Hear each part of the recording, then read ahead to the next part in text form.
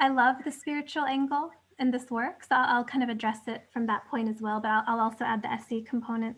So notice if the mind has the belief that it needs to get rid of this sensation in order for it to be okay or to be healed, because we're always going to be feeling sensations and emotions in our bodies. That's how we're designed to survive our lives here on the planet.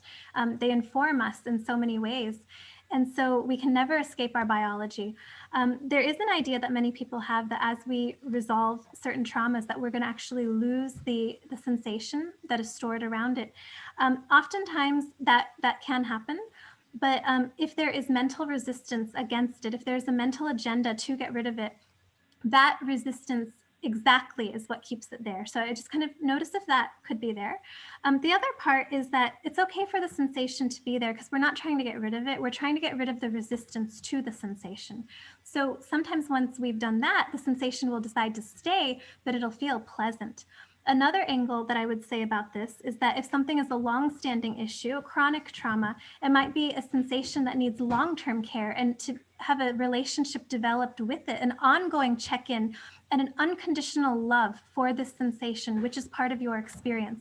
If any part of you is secretly plotting to get rid of it, it knows and it does not feel unconditionally loved. So we have to say, and I don't know if you're familiar with Rupert Spira, he's one of my favorite spiritual teachers. Yeah. And Yes. he talks about, you tell the sensation, the emotion, you are allowed to be here forever. And that is my favorite technique of all of it, because I'm on the spiritual path myself, and I love Rupert Spira and everything that he does. And so when you can have that kind of relationship with it, that's unconditional love for your experience. Yeah.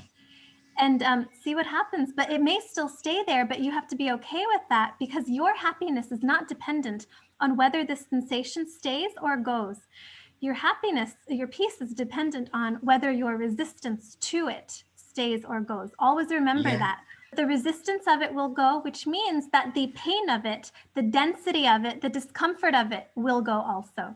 But you might Yeah. still notice the emotion in and of itself. So the emotion doesn't cause pain. It's the emotion plus the resistance that causes the density and the uncomfortable nature. So I might have said Yeah. it that way, but that's what I meant to clarify. So, One thing I noticed in your question is that you talked about the emotion in conceptual terms. You said it was stress and anxiety and PTSD.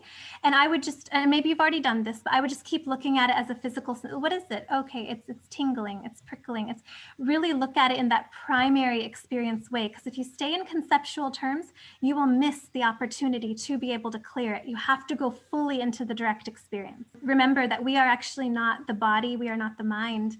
We're not the emotions. We are the witness to these. And so oftentimes we're trying to get rid of aspects of our experience. But what can be more helpful is grounding in that which we are. And once we have direct experiences of what we are beyond that. And again, I'm not preaching for any of you, just take it or leave it if it feels right, but as we're grounded in that which we are, a lot of these experiences are just not as overwhelming, that they're far more manageable.